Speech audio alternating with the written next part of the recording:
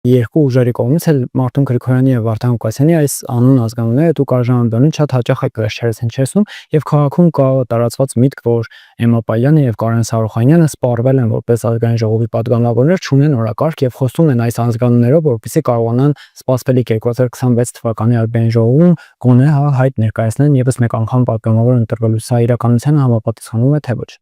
Ճիշտ ասած, ես էլ եմ ապրում այս քաղաքում, գործունեություն ծավալում եմ այս քաղաքում եւ նմանատիպ կարծիքներ ամեն դեպքում անկեղծորեն ինձ չի հասել, ես չգիտեմ այդ դուք որտեղից եք լսել, բայց ես մի բան եմ ուզում նշել։ Ոչ մեկ նստած տեղը չի գնում ամբիոնին, չի մոտենում եւ չի խոսում Վարդան Ղուկասյանից կամ Մարտուն Գրիգորյանից։ Իսկ եթե մեկը, ով հակապետական հայտարարություններ է անում, ինչ որ հպատակ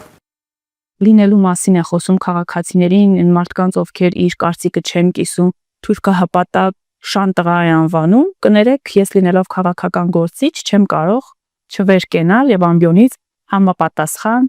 համարժեք պատասխան չտալ։ Այնպես որ սա բացարձակապես կապ չունի 26 թվականի համապետական ընտրությունների ցուցակում հայտնվելու հետ, ինչ որ հայտ ներկայացնելու հետ, սա իմ աշխատանքն է, որը ես կատարում եմ որպես քաղաքական գործիչ